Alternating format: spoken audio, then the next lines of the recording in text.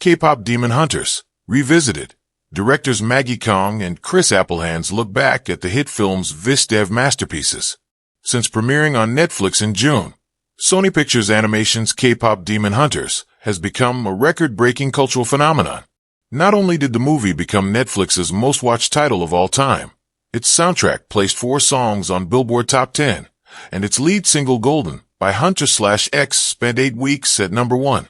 The sing-along version of the movie was also a huge hit and grossed $18 million in 1 week.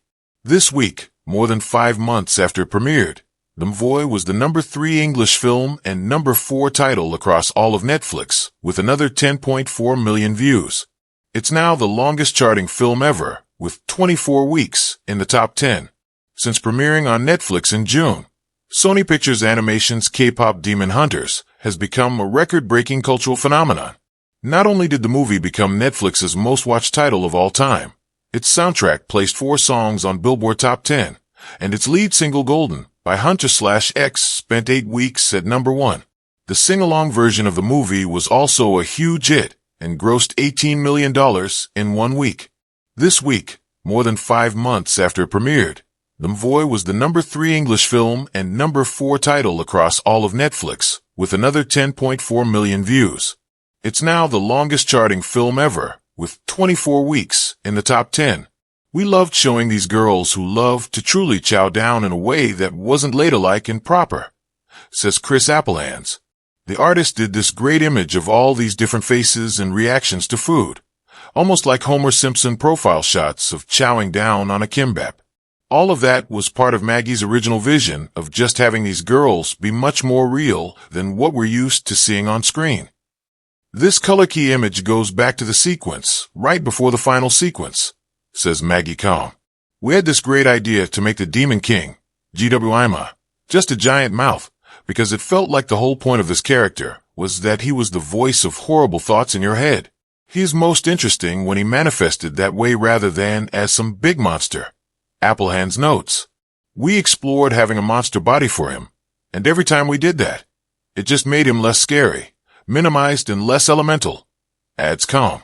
We found some beautiful editorial photography that used these raspberry red gel atmospheres, and that was really inspiring for making his world and flames stylish.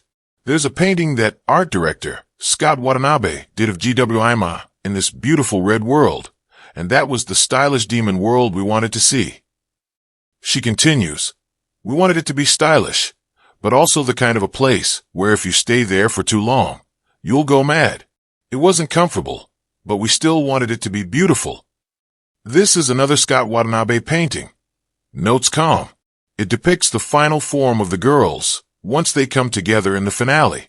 It's actually a sister image of the 3 ancient demon hunters, and it mirrors the power of this trio as they're united as a team, and they're also trailing the energy of the Han Moon.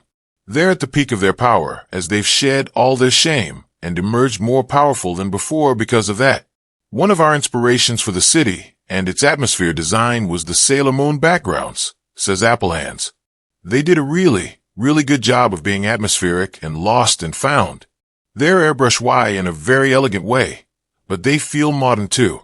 We didn't want it to look like a live-action frame, so we used color to create this heightened, romanticized version of Soul. That's a really early beautiful concept art that production designer Helen Mingjuechen created, explains Kang. She was just exploring visual ideas for ancient hunters as well as these sonic weapons that are magical and have been formed from the Han Moon itself. She was exploring different ways the demons could enter the world. These traditional women were such cool superheroes because that's what we were doing, establishing new superhero lore. Appelhans elaborates.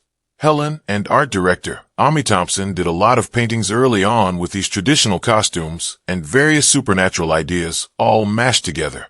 They make it look so easy, but it could also look very goofy. They are very skillfully visualized. This is one of my favorites, says Appelhans. Helen Chun and production designer David Bleich worked on this one.